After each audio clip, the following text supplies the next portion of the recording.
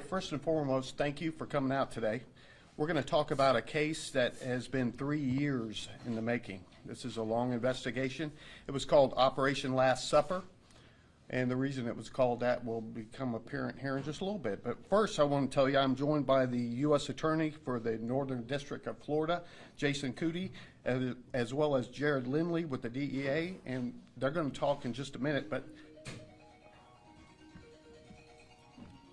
so I want to thank a couple of agencies. This was multi-jurisdictional, so we received help from Pensacola Police Department, Escambia SO, the U.S. Attorney's Office, the State Attorney's Office, DEA, FDLE, the U.S. Postal Service, FHP, and Gulf Breeze PD.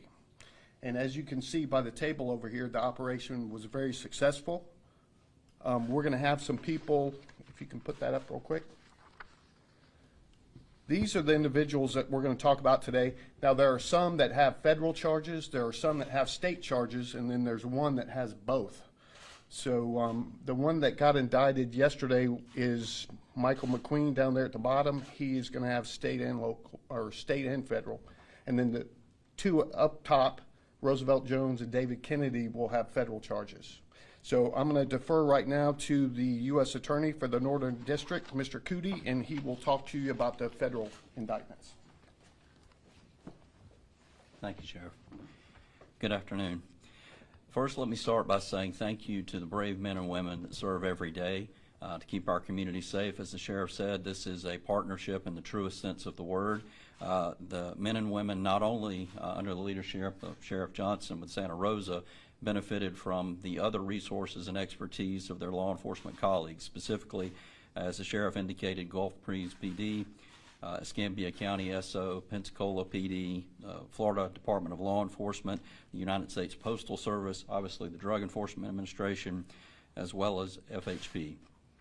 The charges involving Mr. Kennedy are these. Simply, he was charged on the federal side with 2 counts. That is conspiracy to possess with intent to distribute more than 500 grams of cocaine, and a substantive charge of possession with intent to distribute more than 50 grams of mixture of methamphetamine, cocaine, and marijuana. He has prior felony drug convictions, and as such, the allegations in the indictment would involve a potential sentencing range of roughly 108 to 135 months in the Federal Bureau of Prisons. With regard to the substance, I won't get too deep in the weeds, but this was, as the Sheriff indicated, a multi-year investigation where the men and women missed many opportunities to be with family, birthdays, holidays, all to try to keep our community safer, and we owe them a debt of gratitude for their sacrifice in that respect. Having said that, their efforts resulted in the seizure of substantial amounts of narcotics, some of which are displayed here with other drugs, specifically roughly 200 and some odd grams of marijuana, almost a kilogram of cocaine, about 521 grams of methamphetamine, and overall, with Mr. Kennedy, upon execution at a residence that he was using, the seizure of 3 firearms and the ultimate surrender of over $50,000 in drug proceeds. As it relates to Mr. Jones, he is charged federally in a separate indictment, also with conspiracy to possess with intent to distribute cocaine and possession with intent to distribute cocaine and marijuana. As the Sheriff indicated, he has a remarkable criminal history with over 8 prior drug felonies, and as such, under the federal sentencing scheme, if the allegations are proven, which we certainly anticipate they will be subject to what we refer to as an armed career criminal statute, resulting in a guideline range of 262 to 327 months in federal prison. With regard to Mr. Jones, there was roughly 188 grams of cocaine, about 103 grams of marijuana, 39 grams of fentanyl-laced pills, as well as firearms, much like Mr. Kennedy. Sheriff, I just want to thank you personally and our colleagues at the DEA. We could not do this work without the brave men and women in law enforcement sacrificing and making sure that our community is safe, as well as with our partners at the State Attorney's Office. As the Sheriff indicated, 3 of these defendants, Mr. McQueen was just indicted yesterday, and I don't have all the specifics in terms of guideline range, but he too will be facing charges federally as well as at the state level. So I thank our State Attorney, Ms. Ginger Madden, as well as the Sheriff, and Sheriff, I would defer back to you. And if you could put Preacher back up for me? So back when I was in narcotics in the 90s, he was a target for us. That's how long he's been selling dope in Santa Rosa County. So this dirtbag hopefully will go to prison and not get out anytime soon because we're tired of dealing with them. So, but with that, any questions? And it goes to show also with the firearms, these firearms in combination with the drugs, that's a dangerous combination. So, and this individual, I think back in 2017, was a victim of a home invasion where he was tied up and something was taken from him.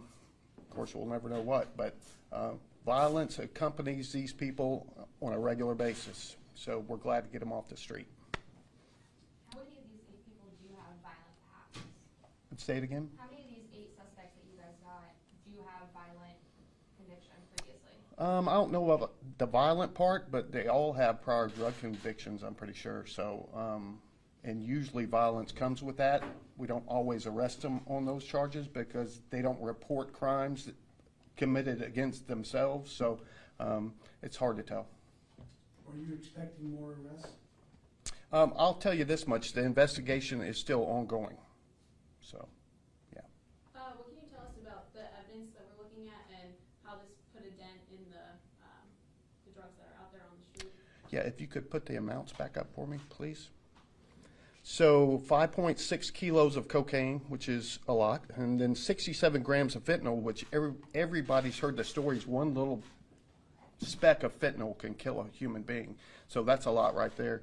And that's another thing, the narcotics guys and gals out there, they're dealing with this, they're seizing this stuff, and if they touch it, they can die from it. So they put their lives on the line every day. And then the methamphetamine, that's a normal thing for us, 521 grams, that's a lot. But then marijuana, and of course the THC edibles, which is really scary down at the end of the table because kids can get a hold of those. And the next thing you know, they can actually get really sick off those. But they're packaged for kids pretty much. So. Is it being sold kind of like throughout the entire county, or was this concentrated in like a specific part of the county? I think it's mostly up here in Milton, but I'm sure they branched out all over the county. Anything else? Y'all are being very kind today. Okay, well, thank y'all for coming. And if you want to get up close and get some pictures, you're more than welcome to as well. Thank you so much.